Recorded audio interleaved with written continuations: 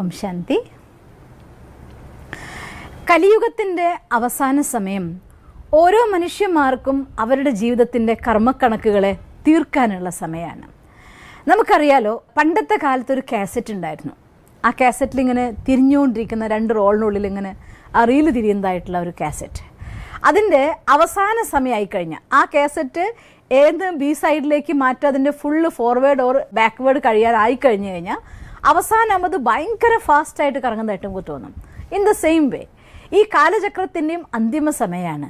അതുകൊണ്ട് തന്നെ ഓരോ മനുഷ്യന്മാരും അവനവൻ്റെ കർമ്മക്കണക്കുകളെ അതിദ്രുതഗതിയിൽ തീർത്തുകൊണ്ടിരിക്കുന്ന ദൃശ്യം നമുക്ക് കാണാം.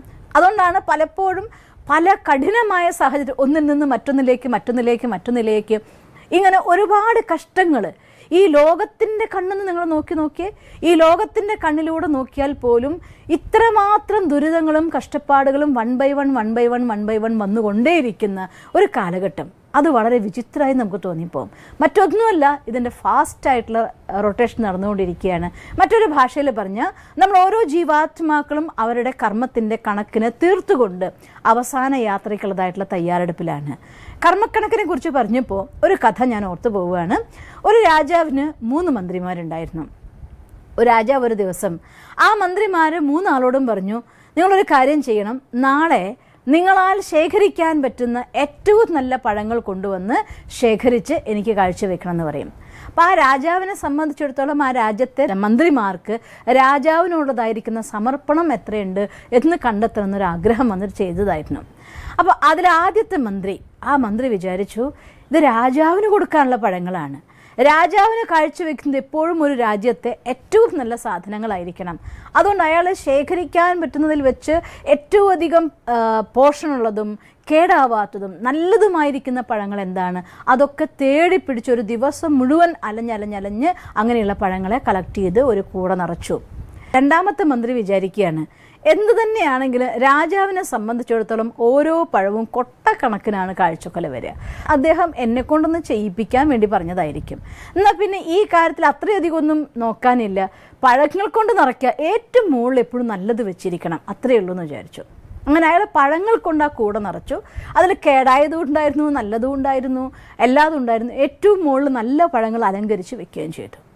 മൂന്നാമത്തെ മന്ത്രി വിചാരിക്കുകയാണ്, രാജാവിന് പഴങ്ങൾ കൊണ്ട് ഒന്നും ചെയ്യാനില്ല, ഈ കൊട്ട നിറച്ച് കണ്ടു കഴിഞ്ഞാൽ അത് മതിയാവും. അയാൾ എന്ത് ചെയ്തു, കുറേ പുല്ലും, ഉണങ്ങിയ പുല്ലും പച്ചപ്പുല്ലും മേലയും ചപ്പും ചവറൊക്കെ നിറച്ച് ഏറ്റവും മുകളിൽ കുറച്ച് നല്ല പഴങ്ങൾ ഇടയ്ക്ക് വെച്ചുകൊണ്ട് തുറന്നു നോക്കുമ്പോൾ ആകർഷകമായ രീതിയിൽ അതിനും സെറ്റ് ചെയ്ത് വെച്ചു.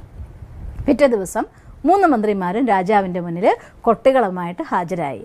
അപ്പോൾ രാജാവ് പറഞ്ഞു, എനിക്ക് ഇവരുടെ സത്യസന്ധത ഇപ്പോഴും അറിയാൻ കഴിയില്ല, അതുകൊണ്ട് ഒരു കാര്യം ചെയ്തേക്ക്, ഒരു 1.5 മാസ കാലഘട്ടത്തിലേക്ക് ഇവരെല്ലാം തന്നെ ജയിലിലടയ്ക്കുക. ഇവർ സംഭരിച്ച ഈ പഴങ്ങൾ തന്നെയാണ് ഇവർക്കുള്ള ആഹാരം, വേറെ ആഹാരമോ വെള്ളമോ കൊടുക്കരുത് പറയും. അങ്ങനെ ഈ 3 ആളെയും 3 അറകളിൽ ജയിലടച്ചു. അതിൽ ആദ്യത്തെ നല്ല പഴങ്ങൾ രാജാവിന് വേണ്ടി കൊണ്ടുവന്ന ആൾ, അയാളെ സംബന്ധിച്ചിടത്തോളം കേടാവാത്ത പഴങ്ങൾ, അതിൽ നല്ല മൂല്യങ്ങൾ നിറഞ്ഞ ഫലഭൂയിഷ്ഠമായിട്ടുള്ള എല്ലാം നല്ല പഴങ്ങൾ മാത്രമായിരുന്നു. 1.5 മാസ കാലഘട്ടം അല്പാൽപ്പം അയാൾ ആ പഴം കഴിച്ച് തീർത്തു. കേടാവുന്ന സാധ്യതയിലൊക്കെ ആദ്യം കഴിച്ചു, കേടാവാത്തത് അവസാനത്തേക്ക് കഴിച്ചു. അങ്ങനെ 1.5 മാസ കാലഘട്ടം ഫലങ്ങൾ കഴിച്ചുകൊണ്ട് അയാളുടെ ജയിലിൽ കഴിഞ്ഞു. 1.5 മാസം പുറത്ത് വന്നപ്പോൾ അയാൾ നല്ല ആരോഗ്യവാനായിട്ടും അയാളുടെ ഫാറ്റ് എല്ലാം പോയി, നല്ല ഹെൽത്തിയായി, നല്ല ഹാപ്പി ആയിട്ടുള്ളൊരു പേഴ്സണാലിറ്റികൾ പുറത്തിറങ്ങി. രണ്ടാമത്തെ മന്ത്രി അയാൾ അതിൽ കേടായതും നല്ലതുമായിട്ടൊക്കെ മിക്സ് ചെയ്തിട്ടുണ്ടായിരുന്നു. ആദ്യം നല്ല പഴങ്ങളൊക്കെ എടുത്ത് കഴിച്ചു. പിന്നെ വിശപ്പും ദാഹവും സഹിക്കുക വയ്യാതായപ്പോൾ അയാൾ ആ മോശം പഴങ്ങൾ എടുത്ത് കഴിച്ചു. അത് കഴിച്ചതോടെ അയാൾ രോഗിയായിട്ട് 1.5 മാസം ആകുമ്പോഴത്തേക്കും കിടപ്പിലായിപ്പോയി.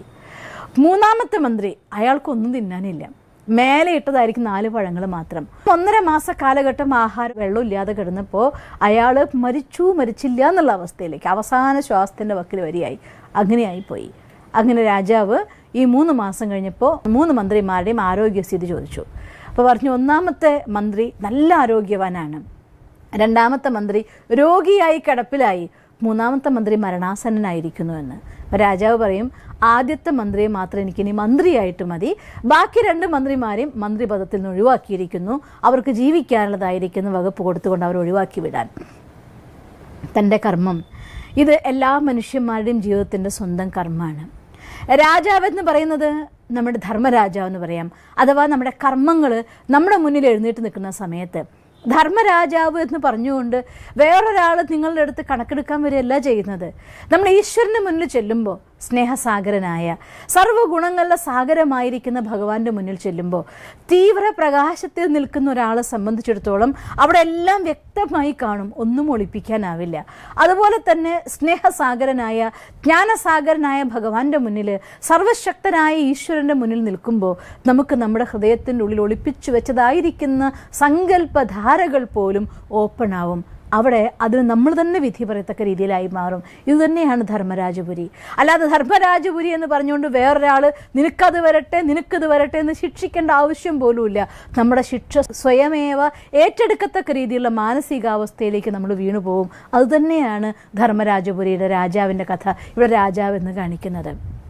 രണ്ടാമത്തെ, എന്തുകൊണ്ടാണ് ജയിലിലാക്കിയെന്ന് പറയുന്നത്, ഈ ജീവിത സാഹചര്യങ്ങൾ നമ്മൾ ഈ ലോകത്ത് ജീവിക്കുന്ന സമയത്ത് നല്ലതും ചീത്തയുമായിരിക്കുന്ന ഒരുപാട് സാഹചര്യങ്ങൾ നമ്മുടെ ജീവിതത്തിലൂടെ കടന്നു പോകും. ചില സന്ദർഭങ്ങളിൽ അങ്ങോട്ടും ഇങ്ങോട്ടും തിരിയാൻ പറ്റാത്ത വിധമുള്ളതായിരിക്കുന്ന ജയിലിലാക്കപ്പെട്ട പോലുള്ള സാഹചര്യങ്ങളിലും മനുഷ്യൻ കുരുങ്ങിപ്പോവും. പക്ഷേ തൻ്റെ അതുവരെയുള്ള കർമ്മം കൊണ്ട് സത്കർമ്മത്തിൻ്റെ ഫലം ശേഖരിച്ചു വെച്ചിട്ടുണ്ടെങ്കിൽ ഏതെങ്കിലും ആളുകൾ നമ്മളെ സഹായിക്കാൻ വരും പഴങ്ങളായിക്കൊണ്ട്. ഒരിക്കലും ആഹാരം കിട്ടാനില്ലാത്ത പട്ടിണി കിടക്കേണ്ട അവസ്ഥ അവർക്ക് വരില്ല. ജീവൻ നിലനിൽക്കാൻ, നല്ല ആരോഗ്യം ഉണ്ടാക്കാൻ, എത്ര മോശം സാഹചര്യത്തിനും തൻ്റെ അനുകൂല സാഹചര്യമാക്കി മാറ്റിക്കൊണ്ട് അതിൽ നിന്ന് ഫ്രൂട്ട്സ് ആക്കിക്കൊണ്ട് ജീവിതത്തെ ശക്തിശാലിയാക്കി മുന്നോട്ട് വരുന്ന വ്യക്തിത്വങ്ങളായിട്ട് അവർ മാറും. അതേസമയം തൻ്റെ ജീവിതത്തിൽ അത്തരത്തിൽ അവനവൻ്റെ ഉള്ളിൽ പോസിറ്റിവിറ്റീനെ പെറുക്കിയെടുക്കാനും നിറയ്ക്കാനും ഡെവലപ്പ് ചെയ്യാനും നിങ്ങൾ ശ്രമിച്ചില്ല എങ്കിൽ, നല്ലതും ചീത്തയുമായിട്ട് ഇടകലർന്ന ജീവിതമാണെങ്കിൽ, നോർമൽ മനുഷ്യൻ്റെ മൈൻഡ് സെറ്റ് നോക്കിക്കഴിഞ്ഞാൽ അതിൽ ഒരു 80% വരെയും മനുഷ്യൻ്റെ ഉള്ളിൽ വ്യർത്ഥ സങ്കല്പങ്ങളാണ്, 10% നെഗറ്റീവ് സങ്കല്പങ്ങളാണ്. ഈ വേസ്റ്റിനെയും നെഗറ്റീവിനെയും മാറ്റിക്കൊണ്ട് പോസിറ്റീവായിട്ടുള്ള തോട്ട്സ് നമ്മുടെ മനസ്സിൻ്റെ ഉള്ളിൽ നിറയ്ക്കാൻ നമ്മൾ ശ്രദ്ധിച്ചില്ല എങ്കിൽ ഒരു സാഹചര്യത്തിൻ്റെ ജയിലിൽ കുരുങ്ങിപ്പോകും. ആ നെഗറ്റീവായിട്ടുള്ള സങ്കല്പങ്ങൾ നമ്മളെ പൂർണ്ണമായിട്ട് അടിമയാക്കി കളയും. അവിടെ നിന്നൊട്ട് രോഗിയായി ശോകം, രോഗം ഇതിലടിപ്പെട്ടുകൊണ്ട് ജീവിതം അതിൻ്റെ തകർച്ചയുടെ മാക്സിമത്തിലേക്ക് യാത്ര ചെയ്യുന്ന ആളുകളെയും നമുക്ക് കാണാം. മറ്റൊന്ന്, തൻ്റെ കൊട്ടയിൽ വൈക്കോലും പുല്ലും നിറച്ച് മേലെ കുറച്ച് നല്ല പഴം വെച്ച ആളുകൾ. ഒരുപാട് വ്യക്തിത്വങ്ങൾ നമ്മൾ അങ്ങനെയും കാണാറുണ്ട്. പുറമെ കാണുമ്പോൾ വളരെ സ്വീറ്റായിട്ടുള്ള പേഴ്സണാലിറ്റി, നല്ല ആളുകൾ, പെരുമാറുമെന്ത് നല്ലതാണെന്ന് തോന്നും. പക്ഷേ ആ നന്മയുടെ മധുരം പൊതിഞ്ഞുകൊണ്ട് മറ്റുള്ളവരെ ചതിച്ചും വഞ്ചിച്ചും തൻ്റെ ജീവിതത്തെ സഫലമാക്കാൻ നടക്കുന്ന കുറേ ആളുകൾ, അവർക്ക് ധർമ്മരാജപുരിയിൽ അഥവാ അവരുടെ കണക്ക് ജീവിതം ജയിലിലടയ്ക്കുന്ന സമയത്ത് മോശം സാഹചര്യങ്ങൾ വരുമ്പോൾ മരണാസന്നരാകുന്ന അവസ്ഥയിൽ ജീവിച്ചതും മരിച്ചതും തുല്യമാകുന്ന പോലെ കഷ്ടപ്പെടുന്ന ഒരു അവസ്ഥയിലൂടെ കടന്നു പോകേണ്ടി വരും. ഇത് മറ്റാരുടെയും കഥയല്ല, നമ്മുടെ തന്നെ കഥയാണ്. അതുകൊണ്ട് ഒരു കാര്യം, എന്ത് കർമ്മം ചെയ്യുമ്പോഴും നമ്മൾ ഓർമ്മിക്കണം, ഇത് കലിയുഗത്തിൻ്റെ അവസാന സമയമാണ്. ഈ സമയം കർമ്മക്കണക്ക് ഓരോരുത്തർക്കും ക്ലോസ് ചെയ്യാനുള്ള സമയമാണ്. ആ ക്ലോസ് ചെയ്യാനുള്ളതായിരിക്കുന്ന സമയത്ത് അവസാനിപ്പിക്കുന്നതിന് പകരം പുതിയ പാപത്തിൻ്റെ അക്കൗണ്ട്സിലേക്ക് നമ്മൾ പോകരുത്. പുണ്യത്തിൻ്റെ കണക്കുമായി നിങ്ങൾ മുന്നോട്ട് പോയി നോക്ക്. ഈ ജീവിതം നമുക്ക് എന്നും കഷ്ടപ്പാടുണ്ടാവില്ലെന്നൊരിക്കലും പറയില്ല. എന്തുകൊണ്ടാണെന്ന് വെച്ചാൽ ആരും തന്നെ പെർഫെക്റ്റ് ആയിട്ടുള്ള കർമ്മത്തിലൂടെ ജീവിച്ചു വന്നവരാരുമില്ല ഈ ഭൂമിയിൽ. അങ്ങനെ പെർഫെക്റ്റ് ആയിട്ടുള്ള ഒരാളുണ്ടെങ്കിൽ അവർ ദേവതയായിരിക്കും ഈ ഭൂമിയിൽ ഉണ്ടാവില്ല. അതുകൊണ്ട് മനുഷ്യനായി നമ്മൾ ഈ ഭൂമിയിൽ ജീവിക്കുന്നുണ്ടെങ്കിൽ ഒരു കാര്യം ഉറപ്പാണ്, കുറേ പാപത്തിൻ്റെയും പുണ്യത്തിൻ്റെയും ഒക്കെ കണക്കുകളുടെ ഭാരം നമ്മുടെ ഇടയിലുണ്ട്.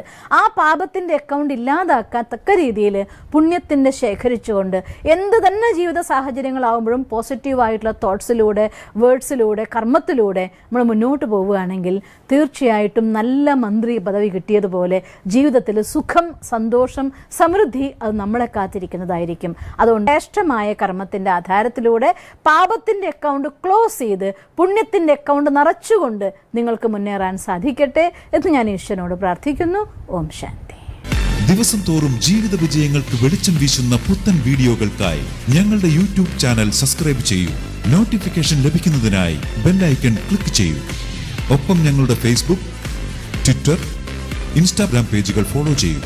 നന്ദി.